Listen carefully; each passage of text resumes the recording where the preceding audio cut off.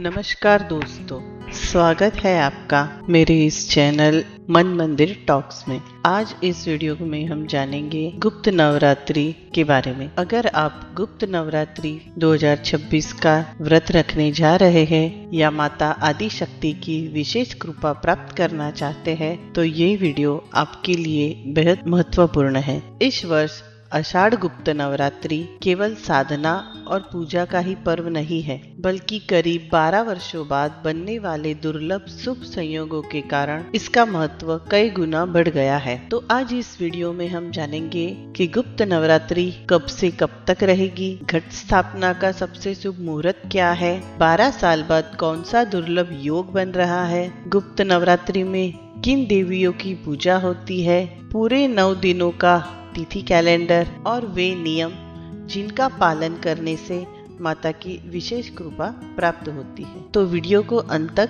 जरूर देखें।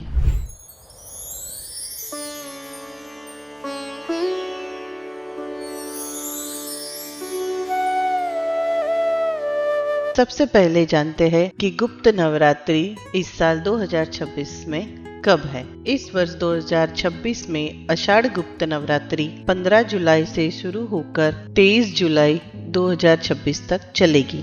साल में कुल 4 नवरात्रियां आती है, लेकिन उनमें से 2 गुप्त नवरात्रियां विशेष मानी जाती है। इनका महत्व विशेष रूप से साधकों, तांत्रिक उपासकों और शक्ति आराधना करने वालों के लिए अत्यधिक माना गया है। मान्यता है कि इस दौरान की गई साधना, मंत्र जाप और देवी उपासना शीघ्र फल देती है। ज्योतिषाचार्यों के अनुसार इस बार गुप्त नवरात्रि का आरंभ अत्यंत शुभ ग्रह नक्षत्रों के बीच हो रहा है, जिससे इसका धार्मिक और आध्यात्मिक महत्व और भी अधिक बढ़ गया है। आइए अब जानते हैं कि घट स्थापना का शुभ मुहूर्त कब है। इस गुप्त नवरात्रि में घट स्थापना एक सबसे महत्वपूर्ण विषय है। गुप्त नवरात्रि के पहले दिन 15 जुलाई को घट स्थापना का शुभ मुहूर्त सुबह 5:33 से लेकर सुबह 10:09 तक रहेगा। इसी समय के भीतर कलश स्थापना करके माता आदि शक्ति का आवाहन करना अत्यंत शुभ माना गया है। कलश स्थापना के बाद अखंड दीप जलाकर पूरे श्रद्धा भाव से माता की आराधना करें। आइए अब जानते हैं कि 12 वर्षों बाद कौन सा दुर्लभ शुभ संयोग बन रहा है।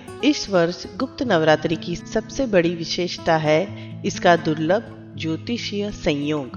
15 जुलाई को पुष्य नक्षत्र रहेगा और चंद्रमा कर्क राशि में विराजमान होंगे। इसी दौरान चंद्रमा और गुरु की युति से अत्यंत शुभ गज केसरी योग का निर्माण होगा। इसके साथ ही बुध पुष्य योग भी रहेगा, जिसे किसी भी शुभ कार्य, पूजा, साधना, मंत्र सिद्धि और नए कार्यों की शुरुआत के लिए अत्यंत शुभ माना जाता है। ज्योतिषीय मान्यताओं के अनुसार गुरु ग्रह लगभग 12 वर्षों बाद पुनः ऐसी विशेष स्थिति में आ रहे हैं, इसलिए इस बार का गुप्त नवरात्रि पर्व विशेष फलदायी माना जा रहा है। इसी कारण अनेक साधक इस अवधि में विशेष अनुष्ठान, मंत्र जाप और देवी साधना करते हैं। आइए अब जानते हैं कि गुप्त नवरात्रि में किन देवियों की पूजा होती है। सामान्य नवरात्रि में जहां माँ दुर्गा के 9 स्वरूपों की पूजा होती है, वहीं गुप्त नवरात्रि में मुख्य रूप से 10 महाविद्याओं की उपासना की जाती है। इन 10 महाविद्याओं में शामिल है माता काली, माता तारा, त्रिपुर सुंदरी, माता भुवनेश्वरी, माता छिन्नमस्ता, माता भैरवी, माता घुमावती, माता बगलामुखी, माता मातंगी और माता कमला। धार्मिक मान्यताओं के अनुसार इन महाविद्याओं की आराधना करने से शत्रु बाधा दूर होती है, ग्रह दोष शांत होते हैं, नकारात्मक ऊर्जा समाप्त होती है और साधक को आध्यात्मिक शक्ति प्राप्त होती है। इसी कारण गुप्त नवरात्रि को शक्ति साधना का विशेष पर्व कहा जाता है। आइए अब जानते हैं गुप्त नवरात्रि का तिथि कैलेंडर। गुप्त नवरात्रि के पूरे 9 दिनों का क्रम इस प्रकार है। 15 जुलाई प्रतिपदा और गुप्त नवरात्रि का शुभारंभ, 16 जुलाई द्वितीया, 17 जुलाई तृतीया और चतुर्थी, 18 जुलाई पंचमी, 19 जुलाई षष्ठी, 20 जुलाई सप्तमी, 21 जुलाई अष्टमी, 22 जुलाई नवमी और 23 जुलाई 2026 को व्रत पारण के साथ गुप्त नवरात्रि का समापन होगा। आइए अब जानते हैं गुप्त नवरात्रि के महत्वपूर्ण नियम। यदि आप गुप्त नवरात्रि का व्रत या पूजा कर रहे हैं तो कुछ नियमों का पालन करना अत्यंत शुभ माना जाता है। प्रतिदिन माता दुर्गा की विधि पूर्वक पूजा करें। दुर्गा सप्तशती, दुर्गा चालीसा, देवी कवच या सिद्ध कुंजिका स्तोत्र का श्रद्धा पूर्वक पाठ करें। जहाँ तक संभव हो सात्विक भोजन ग्रहण करें। पूरे 9 दिनों तक ब्रह्मचर्य का पालन करने का प्रयास करें। क्रोध, झूठ, निंदा, विवाद और तामसिक भोजन से दूर रहें। अपने घर और पूजा स्थल की नियमित सफाई रखें तथा प्रतिदिन दीपक और धूप अवश्य जलाएं। यदि संभव हो तो अष्टमी या नवमी के दिन कन्या पूजन करें और हवन भी करें।